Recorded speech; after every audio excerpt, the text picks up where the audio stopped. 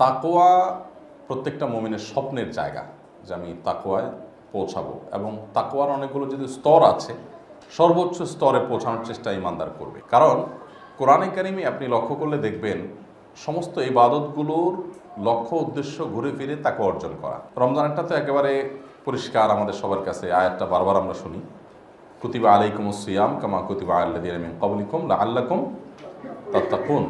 তোমাদের উপর সিয়াম ফরজ করা হয়েছে আশা করা যায় তোমরা মুত্তাকি হতে পারো। মুত্তাকি হওয়ার জন্য এটা কোরবানির সম্পর্কে আল্লাহ বলছেন, লা ইয়ানাল্লাহু লুহুমুহা ওয়ালা দিমাউহা ওয়ালাকিন ইয়ানালুহু আত্তাকওয়া মিনকুম। আল্লাহর কাছে কোরবানির গোশত রক্ত পৌঁছায় না, কিন্তু তাকওয়াটা পৌঁছে। এইভাবে প্রত্যেকটা ইবাদতেই কম বেশি দেখবেন ঘুরে ফিরে তাকওয়াকে রিলেট করা হয়েছে। আর কোরআনের শুরুতে, একেবারে শুরুতে আলিফ লাম মিম যালিকাল কিতাব লা রাইবা ফি, এই কোরআনে কোনো সন্দেহের কিছু নাই, হুদাল লিল মুত্তাকিন, এটা পথ দেখাবে মুত্তাকিদেরকে। মুত্তাকি যার ভিতরে তাকওয়া আছে তাকে মুত্তাকি বলে, মুত্তাকিদেরকে পথ দেখাবে। দেখেন কোরআন শুরুই হয়েছে মুত্তাকির আলাপ দিয়ে। আর এর বিপরীতে আল্লাহ তাআলা মুনাফিক কাফের আলোচনা করেছেন। শুরুতে মানুষ তিন ভাগে ভাগ করেছেন, মুত্তাকি, কাফের, মুনাফিক।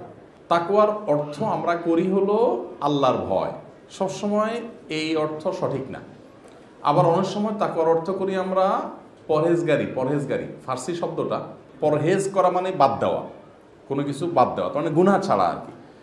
মোটা দাগে আমরা সাদা অর্থে মনে করি তাকওয়া মানে হলো গুনাহ ছাড়া, অথচ এটা তাকওয়ার পূর্ণাঙ্গ অর্থ না, এটা আংশিক অর্থ। তাকওয়া হলো আল্লাহর ভয় অন্তরে থাকবে, আল্লাহর কাছে জবাবদিহিতার বোধ থাকবে, আল্লাহর কাছে দাঁড়াতে হবে সেই চিন্তা থাকবে, এই চেতনা থেকে আল্লাহর সমস্ত আদেশগুলো মানা, নিষেধগুলো থেকে বেঁচে থাকা, এই হলো তাকওয়া। একজন সাহাবী অত্যন্ত চমৎকার একটা এক্সাম্পল দিয়েছেন তাকওয়া বোঝার জন্য। বলেছেন যে তুমি কোনো একটা জায়গা পার হবে, এই জায়গা পার হয়ে অন্য জায়গায় যাবে। ধরা যাক পায়ে জুতো নেই, তো খালি পায়ে যখন একটা জায়গা আমরা পার হব, ওই জায়গাটা যদি হয় সব মান্দার গাছে ভরা, ওই জায়গায় 2 হাত 3 হাত দূরে মান্দার গাছ তো চিনেন সবাই, কাঁটাওয়ালা গাছ। তো মান্দার গাছের ছাল বাকল এগুলো কিন্তু ঘষে পড়ে, মানে কাঁটা সহি ঘষে পড়ে। এরকম একটা জায়গায় যদি খালি পায়ে হাঁটা লাগে, তাহলে কিভাবে হাঁটবো আমরা? সতর্কতা বলতে কি সাধারণ হাঁটার মতো? মানে নজর একেবারে পুরা 100 ডিগ্রি দিয়া আমরা চেষ্টা করব যে নিচের দিকে তাকায় কোথাও কাঁটা আছে কিনা, দেখে পাওয়াটা ফেলবো, যে কোথায় কাঁটা নেই সেখানে ফেলবো। পরবর্তী কদমটা ফেলার আগে আবার দেখবো। এত কাহিনীর পরেও কিন্তু 2-1টা ঢুকে যাবে। যখন ঢুকে যাবে তখন কি করব? ঢুকছে যেতে থাকি নাকি? ঢুকছে যেহেতু সাথে ওটা খুলে ফেলবো। খুলে এরপরে না, যে অবস্থা তাতে তো কঠিন, তাহলে পিছনে চলে যাই, সামনে যাই। কিন্তু যাওয়ার ক্ষেত্রে যেহেতু একটা লাগছে আবার খুলছি, এই জন্য এখন কিন্তু ফোকাসটা আর একটু বাড়ে না আগের তুলনায়, যে তাহলে তো মানে এত সতর্ক হওয়ার পর যখন লেগে গেল কিন্তু আরো সতর্ক হইতে হবে, এবার আরো ফোকাস দেই, তাই না? যে আরো না আছে কিনা। এরপরেও যদি লেগে যায় তো আবারও খুলি, 2টা লাগলো, এবার ফোকাসটা আরো। এইভাবে যত সামনে যেতে থাকি আর যত কাঁটা বৃত্ত হতে থাকে, তত আমার ফোকাস আরো বাড়াইতে থাকে, আরো বাড়াই, যেন না পড়ে, যেন কাঁটা আমার পায়ের নিচে না পড়ে। এরপরে বহু কাঁটা লেগে যাবে, এরপরে খোলাখুলি করে তারপরে একটা সময় জায়গাটা পার হয়ে চলে যাওয়া, এ হলো তাকওয়া। সুন্দর একটা এক্সাম্পল না? নবী করিম সাল্লাল্লাহু আলাইহি সাল্লামের হাতে গোড়া সাহাবী তাকওয়া বুঝে আমাদেরকে বুঝাইছেন এটা দিয়ে। আমরা দুনিয়াতে চলতে যাব, হাজার কাঁটা আছে, সুদের টাকা কাঁটা, ঘুষের কাঁটা, বেদাতের কাঁটা, কুফুরের কাঁটা, শিরকের কাঁটা, হ্যাঁ, চোখের জেনা করার কাঁটা, কানে হারাম জিনিস শোনার কাঁটা, ছোট আপনার শর্ট ক্লিপ, ভিডিও ক্লিপ, এগুলো ফেসবুকে দেখে মজা নেওয়ার কাঁটা, এরকম হাজারটা কাঁটা আছে। এই কাঁটা আমি বিদ্ধ হতে দেব না আমার নিজের মধ্যে। আমি এখান থেকে এড়ায় চলবো। তারপরেও নিজের অজান্তে কোনোটা বিদ্ধ হয়ে যাবে। সাথে সম্বিত ফিরে আসার সাথে তওবা করে কাঁটা ফেলে আবার নতুন করে পথ চলবো, আগেরটা চেয়ে আরও স্ট্রংলি। এইভাবে চলতে যদি জীবনটা পার করে দিতে পারি, ব্যাস, এর নাম হলো তাকওয়ার জীবন। কঠিন কাজ কিন্তু, তাই না? আল্লাহ তাআলা আমাদের সবাইকে মুত্তাকি হওয়ার তৌফিক দান করুন। এই মুত্তাকি হওয়ার জন্য আল্লাহ তাআলা জান্নাত সম্পর্কে বলেছেন উইদ্দাত লিল মুত্তাকিন। আল্লাহ কিন্তু বলেন নাই উইদ্দাত লিল মুসাল্লিন। মুসল্লিয়া মুত্তাকির অংশ, কিন্তু আল্লাহ তাআলা বলেছেন জান্নাত প্রস্তুত করা হয়েছে মুত্তাকিদের জন্য। কথা সাফ, জান্নাত তৈরি হয়েছে কাদের জন্য? মুত্তাকিদের জন্য। তাহলে জান্নাতের পুরো আয়োজনটাই হলো মুত্তাকিকে ঘিরে। কোরআনের আয়োজনটাই হলো হুদাল লিল মুত্তাকিন, মুত্তাকিকে ঘিরে। এবাদতের সব আদান মোত্তাকি রে, সেই মোত্তাকি আমি হতে পারছি কিনা, নাকি আমি নামে মুসলিম, হারাম আসলে হারাম করি, আল্লাহর নির্দেশগুলো বর্জন মানি না, ধরি মাছ নাচুই পানি, আমার ভিতরে কোনো পরিবর্তন নাই। এটা কোনো দিনই একজন ইমানদারের কাছে কাম্য না, এবং মুত্তাকি হতে হলে এটা কোনো দিনই হতে পারে না। কোরআনে কারীমে আল্লাহ রাব্বুল আলামিন কিয়ামতের 12টা ভয়াবহতা উল্লেখ করে এরপরে বলেছেন আলিমাত নাফসুম মা আহতারাত। কিয়ামতে এ হবে সে হবে, এক টানা এক আধারে 12টা বলেছেন আল্লাহ সুবহানাহু ওয়া তাআলা। কোরআনের মতো পাইকারি জায়গা, নামাজ 5 ওয়াক্ত, এই কথাটা আল্লাহ ডাইরেক্ট বলেন নাই কোরআনে কোথাও, বলছেন মানুষ বুঝে নিবে। মানে এত গুরুত্বপূর্ণ মনে করেন না আল্লাহ তাআলা যে 5 শব্দ বলে দিতে হবে, কিন্তু তাকওয়া অর্জন করার জন্য এত খুলে খুলে খুলে কোরআনে পৃষ্ঠাকে পৃষ্ঠা আল্লাহ ব্যয় করেছেন, যেখানে একটা শব্দ ব্যয় করার সুযোগ নাই, এত পাইকারি, সেখানে পৃষ্ঠাকে পৃষ্ঠা ব্যয় করেছেন তাকওয়া বোঝাবার জন্য। এর আগে প্রথম হালাকাতে আমাদের আলোচনা হয়েছিল, মনে আছে কিনা আপনাদের, যে 11টা শপথ আল্লাহ তাআলা করে একটা কথা বলেছেন, সেটা কি? ক্বাদ আফলাহা মান যাক্কাহা ওয়া ক্বাদ খাবা মান দাসসাহা। এই দুইটা কথা বলার জন্য 11টা শপথ আল্লাহ তাআলা করছে। আলিমাত নাফসুম মা আহদারাত, এই একটা কথা বলার জন্য 12টা অবস্থা কিয়ামতের বর্ণনা করেছে। আপনি গোটা কোরআন যদি অ্যানালিসিস করেন দেখবেন তাকওয়া বিল্ড আপ করার জন্য, তাকওয়া নিজের ভিতরে আনার জন্য, বোঝার জন্য, রপ্ত করার জন্য আল্লাহ তাআলা 1 পৃষ্ঠা 1.5 পৃষ্ঠা ব্যয় করে তারপরে তাকওয়া বুঝাইছে। গোটা কোরআন জুড়ে আপনি দেখবেন মুত্তাকিদের প্রায় 45 বা 48টা বৈশিষ্ট্য আমি সংকলন করছি কোরআন থেকে। আমার ডায়েরিটা হারাই গেছে কোন জায়গায়, কিন্তু এটার উপর একটা বক্তব্য আমরা কুমিল্লা দিয়েছি, আলহামদুলিল্লাহ ভিডিও আছে। গোটা কোরআন খুঁজে খুঁজে আল্লাহ মুত্তাকিদের যে বৈশিষ্ট্য উল্লেখ করছে, আমি চিন্তা করলাম কোরআনে কোনো মানুষের বৈশিষ্ট্য এতগুলো বৈশিষ্ট্য খুলে খুলে আল্লাহ তাআলা উল্লেখ করেন, শুধু মুত্তাকিদের বৈশিষ্ট্য এতগুলো উল্লেখ করেছে। কোথাও 3টা, কখনো 4টা, সবগুলো আমি একসাথ করছি, একসাথ করে দেখলাম যে এত। তাহলে এই তাকওয়া হবে আমার, মানে সোজা কথা, আমার একটা আরাধ্যের বিষয়, আমার একটা সাধনার বিষয়। হ্যাঁ, আমাদের অনেক টার্গেট থাকে না যে ঢাকা একটা ফ্ল্যাট হবে, একটা এটা হবে, একটা সেটা হবে, থাকে না? ইমানদারের সবচেয়ে টার্গেট হবে আমার মুত্তাকি হইতে হবে। আল্লাহ আমাদেরকে মুত্তাকি হওয়ার তৌফিক দান করুন। মুত্তাকি কীভাবে হবে? ওই যে আল্লাহর ভয় সদা অন্তরে জাগ্রত থাকবে, সদা সর্বদা আল্লাহর ভয় অন্তরে জাগ্রত থাকবে। কোরআনটা একটু বুঝে পড়বো আমরা আল্লাহর ভয় সৃষ্টি করার জন্য এবং ঈমান বৃদ্ধি করার জন্য। ইযা তুলিয়াত আলাইহিম আয়াতুহু যাদাতুহুম ঈমানা, আল্লাহর আয়াত কোরআনের কোনো বিকল্প নাই ঈমান বৃদ্ধি করার জন্য। আমি বিশেষ করে এই যে রমাদানের তারাবির যে সারসংক্ষেপের বইটা করতে গেছি, সুবহানাল্লাহ, আমি আমার বাসায় আমার আহলিয়াকে বলতেছিলাম, আমার ওয়াইফকে বলতেছিলাম যে কত কোরআন পড়লাম, কত খতম দিছি জীবনে। এক সময় ছাত্র জীবনে 3 দিনে আমি 1 খতম কোরআন দিতাম, 10 পারা পড়তাম রমজান মাসে। আমার নিজের কাছে এখন অবাক লাগে কেমনে করছি এটা। দিনের সব কাজ কাম করে 10 পারা তেলাওয়াত করতাম, ঠিক 1000 বার দুরূদ পাঠ করতাম। কিভাবে হয়েছে আমার এখন যদি বলে আমি তো 100 বার পারবো না। এত কিছুর পরও কোরআনের স্বাদ এতটা পাইনি। বহু বছর কোরআন বাচ্চাদেরকে, মাদ্রাসার ছেলেদেরকে পড়াইছি, কোরআন তরজমার ক্লাস করছি, তাফসির পড়াইছি, তাফসির বাইজাবি, তা অনেক বড় বড় তাফসির কিতাব পড়াইছি, কিন্তু সারসংক্ষেপ করতে গিয়ে কোরআনের আয়াত আয়াত করে, আমি ইচ্ছা কিন্তু কাজটা নিজে অনেক কষ্ট করে করছি যে আমার যেন ফায়দা হয়, আয়াত আয়াত শব্দ শব্দ পৃষ্ঠা পৃষ্ঠা অ্যানালিসিস করতে গেছি। সুবহানাল্লাহ, মানে ঈমান বৃদ্ধির জন্য এটা যে কি এক জিনিস। আপনি সূরা গাশিয়াটা অল্প কয়েকটা আয়াত একটু ভালো করে সময় নিয়ে 20 মিনিট সময় নিয়ে একটু সূরা গাশিয়াটা একটু তেলাওয়াত করেন, অর্থ সহকারে বুঝে একটু তেলাওয়াত করেন সূরা গাশিয়া, 10 মিনিট সময় দিলে হবে, আপনি পাগল হয়ে যাবেন এবং দেখবেন যে ঈমানের মিটার আপনার মধ্যে কীভাবে বৃদ্ধি পায়। মুসলমান আমরা কোরআন থেকে দূরে, হয় তেলাওয়াত করতে পারি না, আর করতে পারলেও বুঝি না।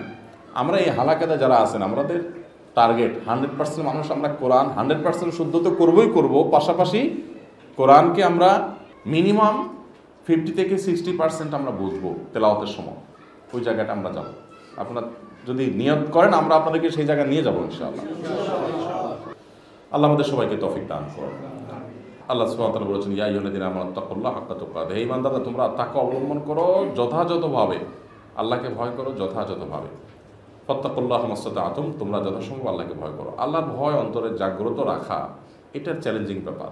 এই যে জাগ্রত রাখার জন্য একটা উপায় কিন্তু বলে দিছি, কোরআন তেলাওয়াত করবেন অর্থ সহকারে বুঝে, দেখবেন অন্তরে কীভাবে আল্লাহর ভয় জাগ্রত হয় ইনশাআল্লাহ। একবারে সময় নিয়ে নিরিবিলি একটু পড়বেন, দেখবেন কীভাবে আসে। আরেকটা পদ্ধতি হলো আল্লাহর তাকওয়া, আল্লাহর ভয় যাদের অন্তরে আছে এই মানুষগুলোর সাথে থাকা। এটা অনেক বড় একটা কাজ, সোহবত, সান্নিধ্য।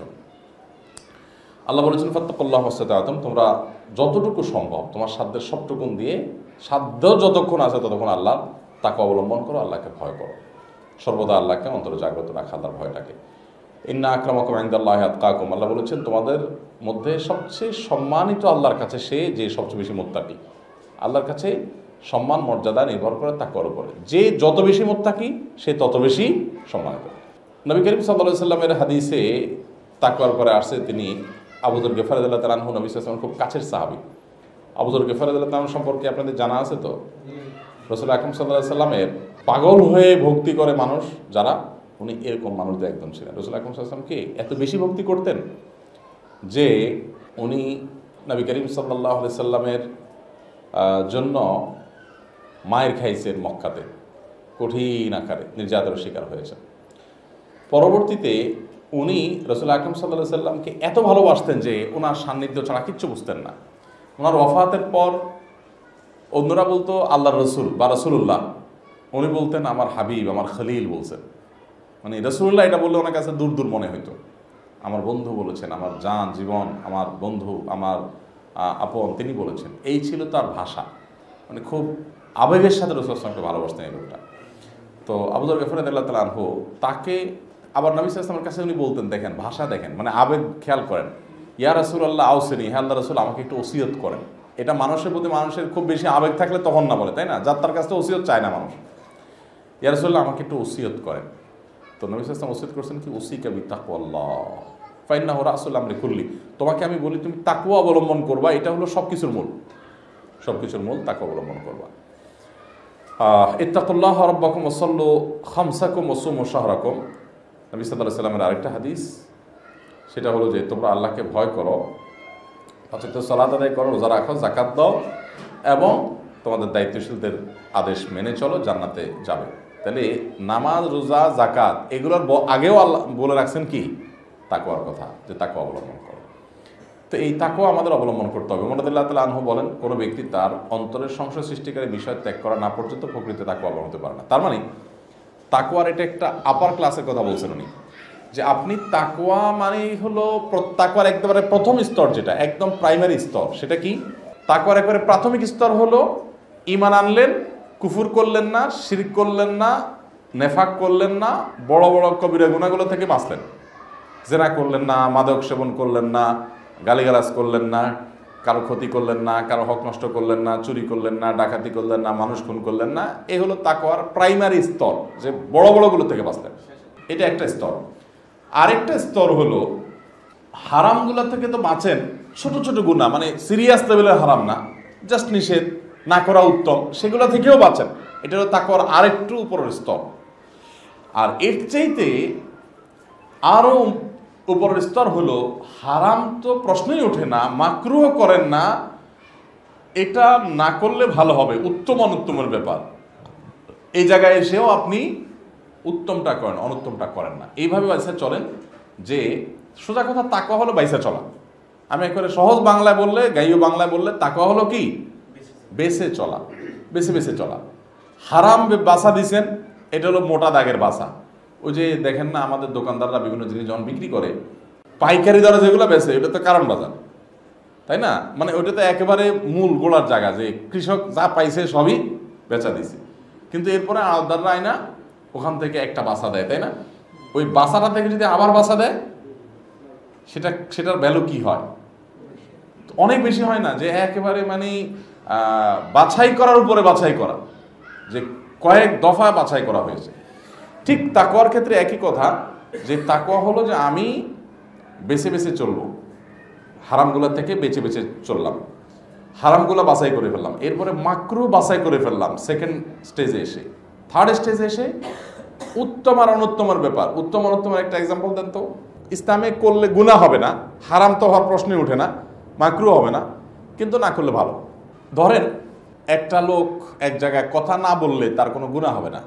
ধরেন একজন একটা ভুল করতেছে, ভুলটা অনেক জটিল কিছু না, ছোটোখাটো, উনি এখানে কোনো ভূমিকা না রাখলেও কোনো অসুবিধা নেই, বাট রাখলে ভালো হয়। তখন তিনি এই ভালো হয় যেহেতু তাহলে আমি বসে থাকবো কেন, এটাও তিনি করার চেষ্টা করছেন। বুঝেন না বিষয়টা? একটা হলো জায়েজ, আরেকটা হলো উত্তম। এটা করা জায়েজ, কিন্তু আমি জায়েজটা চুজ করব না, আমি চুজ করব বেটার কোনটা সেটা, উত্তম কোনটা সেটা। তো এইটা হবে তাকওয়ার সর্বোচ্চ লেভেল, সর্বোচ্চ স্তর, যে উত্তম অনুত্তমের ক্ষেত্রেও সে উত্তম বাইসা বাইসা করে, তাই না? তো এটা হলো মুত্তাকিদের জন্য সর্বোচ্চ স্তরের তাকওয়া। তো এই তাকওয়া আমাদেরকে যেতে হবে। প্রথম কথা যেটা ওমর রাদিয়াল্লাহু তাআলা আনহুর বুখারী হাদিস যেটা আসছে, যে তোমার অন্তরে যেগুলো নিয়ে সংশয় হয় সেগুলো বাদ না দিলে তুমি মুত্তাকি হতে পারবে না। এর মানে এটা একেবারে প্রথম স্তরের তাকওয়ার কথা না, উনি আপার ক্লাসের তাকওয়ার কথা বলছেন। যে হারাম তো পরিষ্কার, নবী সাল্লাল্লাহু আলাইহি ওয়াসাল্লাম বলছেন আল হালালু বাইয়িন ওয়াল হারামু বাইয়িন, হারাম স্পষ্ট, হালালও স্পষ্ট।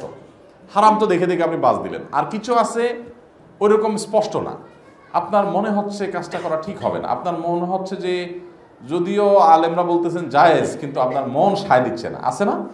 নবী করিম সাল্লাল্লাহু আলাইহি ওয়াসাল্লাম এটাকে খুব গুরুত্ব দিচ্ছেন, যে মানুষের মন থেকে যখন মন দিয়ে সব কিছু মাপকাঠি করতে নিষেধ করা, অনুমতি দেওয়া হয়নি ইসলামে। এটা যেন আপনার মন যা বলবে সেটাই আপনার সঠিক বেঠিক, এটা না।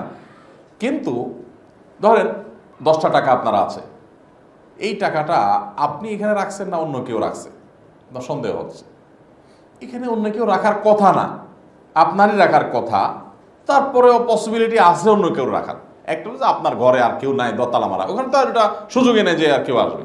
কিন্তু ধরেন এমন কোনো জায়গা যেখানে টাকাটাকে আপনি রাখছেন কিনা আপনি শিওর না, মনে পড়তেছে হালকা হালকা, বাট অন্যের হওয়ার সম্ভাবনা আছে, এটা নিয়ে মনের ভিতরে ঘটকা আছে না? এটাকেই অন্য হাদিসে বলা হয়েছে দামা ইউরিবুকা ইলামা লা ইউরিবুক। তোমার যেটা সন্দেহ হয় ওইটাকে, ইমাম নবী 40 হাদিস মধ্যে হাদিসটা আছে, যেটা সন্দেহ হয় ওইটাকে সন্দেহ হয় না সেই পর্যায়ে নিয়ে যাও। মানে ঠিক আছে, তাহলে আমি এটা ভোগ করলাম না, এটা দান করে দিলাম, বা ওনার মনে হচ্ছে ওনাকে দিয়ে দিলাম, মানে আমি সন্দেহে থাকবো না। আমরা তো এখন ফাঁক ফোকর খুঁজি যে হুজুর জায়েজ কিভাবে হয়। তাকওয়া হলো যে আমার সন্দেহেরও আমি ঊর্ধ্বে থাকার চেষ্টা করবো, এটাও তাকওয়ার সর্বোচ্চ স্তর। ওমর ইবনে আব্দুল আজিজ রাহমাতুল্লাহ আলাইহি বলেছেন, এই উক্তিগুলো খুব দরকারি। সালাফরা দিনকে যত সুন্দর করে বুঝছেন, আমরা তো এত সুন্দর বুঝি নাই। দেখেন, দিনে সিয়াম পালন করা আর রাতে তাহাজ্জুদ দ্বারাই কেবল তাকওয়া হয় না। তাকওয়া হলো আল্লাহর নিষিদ্ধ বিষয় ত্যাগ করা এবং আল্লাহর নির্দেশিত বিষয় পালন করা। এরপর যদি কেউ ভালো কাজ করতে পারে তবে সেটা শোনার পর সোহাগা। তাহলে শুধুমাত্র আমরা সাধারণত মনে করি নামাজ রোজা করলাম, দায় রাখলাম, কোরআন তেলাওয়াত, ইতিবাচক কাজ করা, শুধু এইটার নাম তাকওয়া না। তাকওয়া হলো হারামও ছাড়তে হবে, নির্দেশিত কাজও করতে হবে, দুই দিকেই সমানভাবে আগাইতে হবে, তাহলে তাকওয়া হবে ইনশাআল্লাহ। মাইমুন ইবনে মেহরান অনেক বিখ্যাত একজন তাবেঈ, অনেক ওনার উক্তিগুলো স্বর্ণের অক্ষরে লেখার মতো, বিশেষ করে উক্তির জন্য উনি খুব বিখ্যাত। ওনার উক্তি হলো যে কৃপণ ব্যক্তি তার ব্যবসায়িক অংশীদার হিসাবে যেভাবে হিসাব করে, মুত্তাকি ব্যক্তি নিজের হিসাবটা আরও কঠোরভাবে করবে। পার্টনারের সাথে ব্যবসা করলে যেরকম মানে নিজের ব্যবসা মানুষ এত হিসাব কিন্তু করে না, যখন পার্টনার ব্যবসা করে তখন যত হিসাব করে, তাই না? তো পার্টনার ব্যবসা যেরকম আপনি হিসাব করা করেন, নিজের কাছ থেকে তাকওয়া বুঝে নেওয়ার জন্য হিসাবটা আরও বেশি করা করতে হবে। সবাই চেষ্টা করবো ইনশাআল্লাহ, আল্লাহ আমাদেরকে তৌফিক দান করুন। বিনা ওজরে জামাতের সালাত ত্যাগ করা, এটারে আমরা অনেকে কাবিরা গুনাহ জানি না, কোনো ওজন নাই, কোনো কারণ নাই, খুদাই আপনি একা একা নামাজ পড়লেন, এটা গুনাহের কথা। জামাতে উপস্থিত হওয়া ওয়াজিব, পুরুষদের জন্য জামাতে উপস্থিত হওয়া ওয়াজিব। কোনো ওজর ছাড়া, একদিন শরীর খারাপ লাগছে হতে পারে, নিছক অলসতা করে এবং ওজর ছাড়া আপনি জামাত ত্যাগ করলেন, তাহলে কিন্তু গুনাহ করলেন। আচ্ছা, গুনাহ যে তার প্রমাণ কি? প্রমাণ হলো হাদিসটা। একটা জিনিস মনে রাখবেন, কবিরা গুনার সংজ্ঞা কি?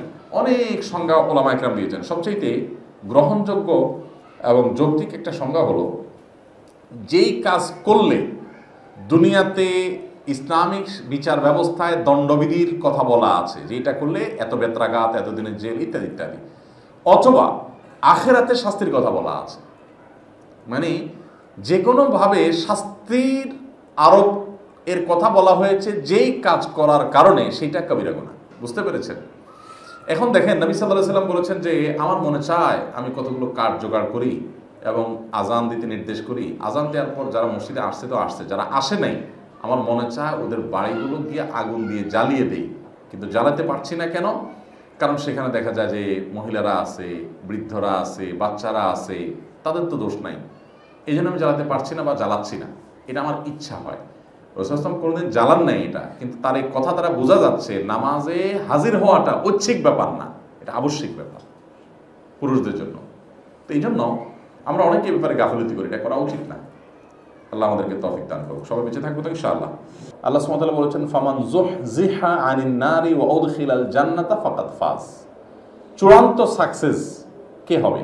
একটা মানুষ পাশ করলো, ভালো রেজাল্ট হলো, ভালো চাকরি পাইলো, ভালো বিয়ে হলো, ভালো ছেলে মেয়ে হলো, এগুলো কোনোটাই চূড়ান্ত সাকসেস না। কারণ প্রত্যেকটা সাকসেসের পরে আরো কি আছে, সামনে আরো তার পরীক্ষা আছে, সেখানে সাকসেস হতেও পারে, নাও হতে পারে, তাই না? একজন মানুষ প্রেসিডেন্ট হয়ে গেছে, পৃথিবীর সবচেয়ে ক্ষমতাধর দেশের প্রেসিডেন্ট হয়ে গেছে, সাকসেস সন্দেহাতীত পাবে, বাট চূড়ান্ত সাকসেস না। কারণ ক্ষমতা 5 বছর টিকতে পারবে কিনা, এরপরে আবার দ্বিতীয় দফায় সে নির্বাচনে টিকবে কিনা, আচ্ছা নির্বাচনেও টিকে গেল, এরপরে সে আর কোনো অপমানের মুখোমুখি হবে কিনা, যে সম্মান হয়েছে এটা ধরে রাখতে পারবে কিনা, নাকি কোনো কেলেঙ্কারি হয়ে উল্টা আরো নিচের দিকে ডেমারেজে চলে যাবে, কেউ জানে না। এই জন্য পৃথিবীতে কোনোদিন মানুষের চূড়ান্ত মানে শেষ সাফল্যের শেষ শিখরে চলে গেছে এটা কোনোদিন সম্ভব না। তা আল্লাহ তাআলা বলেছেন, ফামান যুহজিহা আনিন নার ওয়া উদখিলাল জান্নাহ। ইভেন কবরে গেছেন আপনি, সওয়াল জবাব সহজ হয়েছে, আলামত হতে পারে। চূড়ান্ত সাফল্য কখন হবে? কিয়ামতের দিন যখন আপনার আমলনামাটা ডান হাতে দেওয়া হবে, এটা একটা ইন্ডিকেট তুমি জান্নাতি, তোমার আমলনামা ডান হাতে দেওয়া হবে। আর জাহান্নামীদেরকে পিছনের দিক থেকে বাম হাতে দেওয়া হবে। বাম হাতে পাওয়ার সঙ্গে সঙ্গেই ফাসাউফা ইয়াদউ সুবুরা, তারা বলবে, কেন আমি মরে শেষ হয়ে গেলাম না? একটু আগে গরু ছাগল এদের বিচার আচার করে সবগুলো মাটি করে ফেলছিলাম, মাটির সাথে মিশে গেছে, আমি কেন সেটাতে গেলাম না? মানুষ কেন হলাম? যে বাম হাতে আসছে, রক্ষা তো নেই। তো সেই দিন আল্লাহ বলছেন, ফামান যুহজিহা আনিন নার, যে ব্যক্তি জাহান্নাম থেকে যাকে দূরে সরানো হবে আর জান্নাতি ঘোষণা দেওয়া হবে, চূড়ান্ত সফল, শেষ, এর আর কোনো আশঙ্কা নেই। তো এই যুহজিহা শব্দটা, এইটার ব্যাখ্যাটা খুব ইন্টারেস্টিং, ওই জন্য একটা আনছি।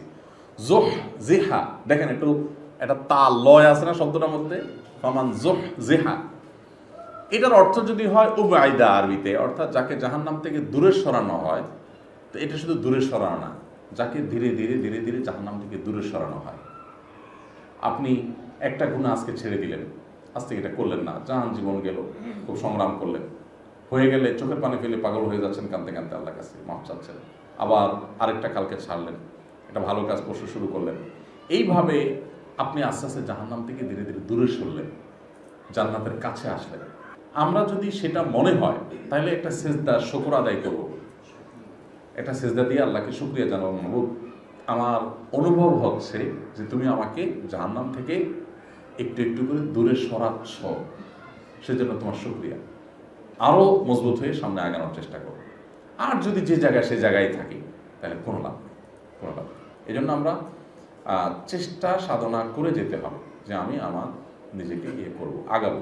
মনে রাখবেন, যদি কোনো কথায় কাজ না হয়, লক্ষণ খুব খারাপ, লক্ষণ খুব খারাপ, কিছুতে ধরে না আপনার, এই কথা মনে করে অন্তত চোখের পানি ফেলে দেন এবং সিজদায় লুটায় পড়েন। ঘুম হওয়া উচিত না টেনশনে চলে, কারণ আল্লাহ সুবহানাহু ওয়া তাআলা বলেছেন, ওয়ালাকাদ যারা'না লিজাহান্নামা কাসীরাম মিনাল জিন্নি ওয়াল ইনস, জিন এবং মানুষের অনেককে আমি সৃষ্টি করেছি জাহান্নামের জন্য।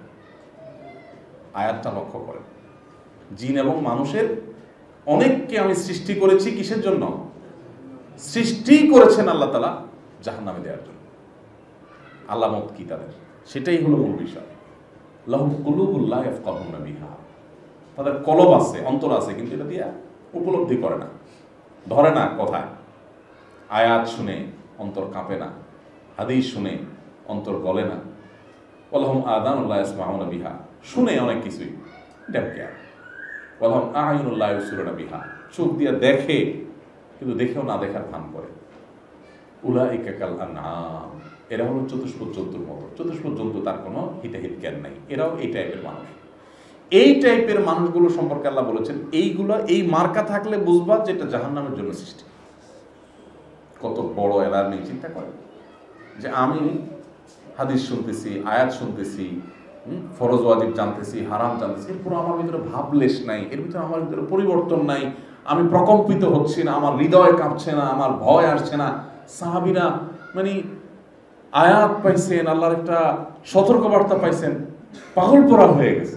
কোরআন নবী করিম সাল্লাল্লাহু আলাইহি ওয়াসাল্লামের সামনে নাজিল হয়েছে, হ্যাঁ, ফাস্তাকিম কামা উমিরত, তার দাড়ি সাদা হয়ে গেছে, চুল সাদা হয়ে গেছে টেনশনে। এবং বলেছেন শাইয়াবাতিল হুদ, সূরা হুদে আমাকে বৃদ্ধ করে ফেলেছে। কারণ সেখানে কিয়ামতের আলোচনা, আখিরাতের আলোচনা আছে। কিয়ামতের আলোচনা তো আমরা কতই পড়ি, কই বৃদ্ধ হওয়া তো দূরের কথা, আমরা তো হাসতে হাসতে পড়ি, তাই না? কোনো ভাবলেশই নেই।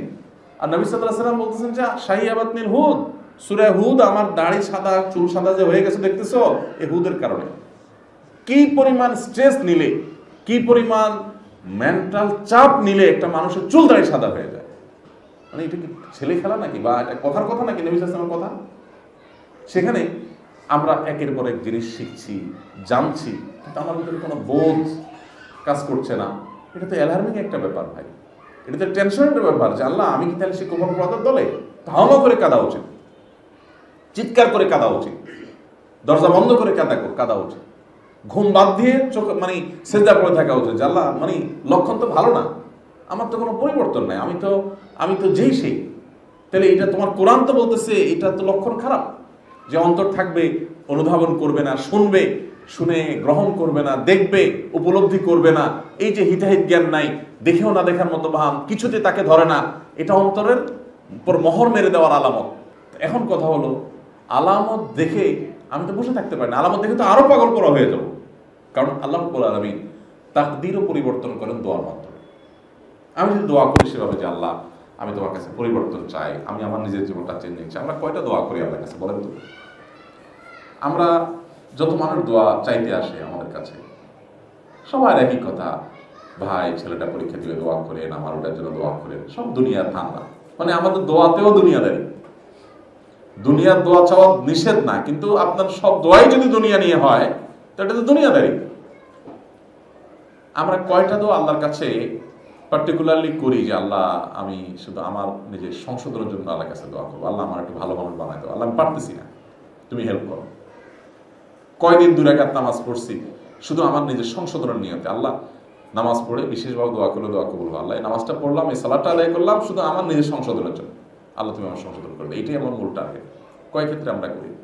আমরা এই যে ওমরায় যাই, দোয়া কবুলের জায়গাগুলোতে কয়জন আমরা আত্মশুদ্ধির জন্য দোয়া করি, আল্লাহ আমাকে ভালো বানায় দাও?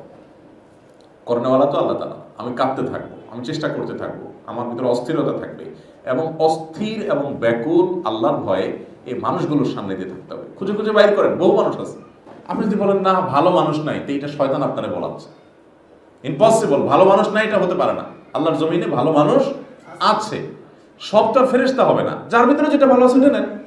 একটা লোক নামাজটা অনেক সুন্দর পড়ে, আপনি অস্থির হয়ে যান, লেগে যান তার পিছনে। আপনি একটা সৎ মানুষ যে সে হারাম থেকে দূরে থাকার জন্য অনেক স্ট্রাগল করে, পাইছেন, আঠার মতো লেগে যান পিছনে যে আমাকে এটা নিতে হবে, এর ভিতরে এটা আছে, আমার ভিতরে ধামাই বানাই করা, একটু ধামা চাপা দেওয়ার, একটু ঘুরাই ফিরাই হালাল বানানো আছে না, এটা থাক। তাইলে শয়তান কিন্তু একটা মাসালা আমাদের সবাই দেয়, সেটা কি? আসলে আমি তো নিরুপায়, কি করব, উপায় নাই, ঠেকা পড়ছে, লাইসেন্সের জন্য এখন যদি আমি দাঁড়াই তাহলে অনেক সময় চলে যাবে, তারপরে যায় এটা সবাই তো মিথ্যা কথা বলে চাকরির ব্যবসা করতে গিয়া, নাহলে উপায় নাই, চলা যায় না। তো শয়তান এরকম বহুত না না করে আমাকে অনেক কিছু করাই দিবে, বুঝেন নাই? কম্প্রোমাইজ করার মানসিকতা শয়তান তৈরি করে দিবে, স্যাক্রিফাইসের মানসিকতা সন্তান তৈরি করে না। শয়তান চাবে কম্প্রোমাইজ করাইতে, আর আমি চাবো স্যাক্রিফাইস করতে। এটা হবে লড়াই। কত থাকবো আমি এই হেকমতের নাম দিয়া, কম্প্রোমাইজের নাম দিয়া আল্লাহর রহমত থেকে দূরে? আমরা কাদের সন্তান, আমাদের পূর্বপুরুষ কারা ছিলেন মুসলমানদের আমরা জানি না। আবৃত্তি একটা বই আছে আত্মজীবনী, শাইখুল জাকারিয়া রহমাতুল্লাহ আলাইহি, ভারতবর্ষের একজন বড় মনীষী ছিলেন, হাদিস বিশারদ। ওখানে উনি কিছু ঘটনা লিখেছেন অবাক হয়ে যাওয়ার মতো। ওনার ফ্যামিলির ওলামা একরামের তাকওয়া কেমন ছিল, ওনার নিজের কি অবস্থা ছিল, সেটা বোঝাতে গিয়ে ওনারা লিখছেন যে মাদ্রাসায় যখন শিক্ষকতা করতেন টেবিলে কলম 2টা থাকতো, তখন তো আমাদের মতো এই 5 টাকা দামে কলম পাওয়া যেত না, কলম তো অনেক টাফ ছিল। 2টা কলম থাকতো, একটা নিজস্ব জিনিস লিখতেন আর একটা মাদ্রাসার জিনিস লিখতেন। আবার প্রতি মাসে বেতন যখন হবে নিজে থেকে একটা অ্যাকাউন্টসকে বলায় কাটায় নিতেন। ধরেন 1000 টাকা বেতন, তো বলতেন যে 100 টাকা কাটায় রাখবেন। কেন? যে আমি এই 8 ঘন্টার ভিতরে যদি কখনো অন্যমনস্ক হয়ে থাকি, কোম্পানির হক নষ্ট করে থাকি, তো আমি এটা নিলাম না। চিন্তা করা যায় এগুলো। এটা তো অনেক আগের না, এই এই নিকট অতীতের মানে গত 10 বছরের মধ্যেকার একটা ঘটনা শোনাই। বাংলাদেশের নাম করা একটা সরকারি মাদ্রাসা হুজুরদের তাকওয়া টাকওয়া কম থাকে, আমরা অনেকে এইভাবে দাঁড়ান, তাই না? সাধারণত চিত্রটাও অনেক সময় আসা মানে কাঙ্ক্ষিত হয় না। একজন বড় আলেম, উনি চাকরি ছেড়ে রিটায়ারমেন্টে চলে যাচ্ছেন, যাওয়ার সময় 10 লক্ষ টাকার একটা অ্যামাউন্ট মাদ্রাসার অ্যাকাউন্টে উনি জমা দিয়েছেন। তো বলুন এটা কী সব বলাকে, উনি বলছেন যে এত বছর চাকরি করছি, কত আমার দ্বারাই হতে পারে যে আমি পার্সোনাল কাজে সময়টা কাটাইছি এই সেই, তো এগুলো তো আমার টাকা হালাল হবে না, এই জন্য আনুমানিক এর বেশি হবে না, কম হবে হয়তো, এই জন্য আমি এই টাকাটা দিয়ে দায়মুক্ত হলাম। চিন্তা করা যায় এই যুগের মানুষ। তো আমরা তো এখান থেকে অনুপ্রাণিত হওয়া দরকার যে না, আমি আমার মধ্যে হারামের ধারে কাছে যাব না। আমরা অনেক সময় অন্য হিসাব করি যে আমি তো কোম্পানিকে বাইরে আরও অনেক সময় দিই, ঠিক আছে, বাইরের সময় যদি এইটা অ্যাভারেজ করলে যদি আমি কোম্পানির হক নষ্ট করি নাই এটা নিশ্চিত হই, আলহামদুলিল্লাহ, তাইলে তো চলে। কিন্তু এরপরেও বাইরেরটা তো আমাকে কোম্পানি দিতে পারে, আমি তো নফল হিসাবে দিচ্ছি, ওটার জন্য আমি আল্লাহর কাছে এমনি পাবো। যদি ওরকম নিয়ত থাকে, ওরকম ভালো কাজ হয়, তাহলে সেক্ষেত্রে মূল ডিউটিতে আমার ফাঁকি দেওয়া উচিত না। ইমানদার হিসাবে আমাদের অনেক হিসাব করতে হবে। দুনিয়াটা ইমানদারদের জন্য সংকীর্ণ, কিয়ামত যত নিকটবর্তী হবে ইমানদারদের পৃথিবীটা আরও ছোট হয়ে আসবে, আরও সংকীর্ণ হয়ে আসবে। কিয়ামত তো হইতে হবে, কিয়ামত হওয়ার জন্য তো পৃথিবী ওদিকে যাবে। তো এটা মাথায় রাখলে তুলনামূলকভাবে আমাদের এগুলোকে হজম করতে সহজ হবে, যে পৃথিবীটা আমার জন্য সংকীর্ণ হয়ে আসবে। আমি জানি এটা কাঙ্ক্ষিত, যে 2 নম্বর পথে যারা চলবে তাদের জন্য সব কিছু ইজি এবং তারা সব কিছু করতে পারবে। আমি যাব ট্যাক্স অফিসে, আমার কাজ হবে না। আমি যাব বিআরটিতে, আমার কাজ হবে না। আমি যাব চাকরিতে, আমার কাজ, যেখানে যাব সেখানে আমার দ্বারা। আমি মার্কেটেও যেতে পারবো না, আমার চোখে কন্ট্রোল করতে হবে, নানান ফাসাদ, তাই না? তো এর মধ্য দিয়ে আমাকে চলতে হবে যতটুকু সাধ্যে কুলায়। আমি অনেক আপার ক্লাসের মোত্তাকে আমার দেখার সুযোগ হয়েছে, এমন মোত্তাকে আমি দেখেছি, সুবহানাল্লাহ, স্যাক্রিফাইস কাকে বলে, কত প্রকার কী কী সব আল্লাহর জন্য দিছি। আমি স্ট্যান্ডার্ড হয়ে গেছি, এত বড় ত্যাগ, এত বড় ব্যবসা বাণিজ্য তরি ডুবে দিয়ে দিছি, যেন আমি জাহান্নাম যেতে চাই না। যাই হোক, আল্লাহ তাআলা আমাদের তৌফিক দান করুন। জি, জাযাকুমুল্লাহ।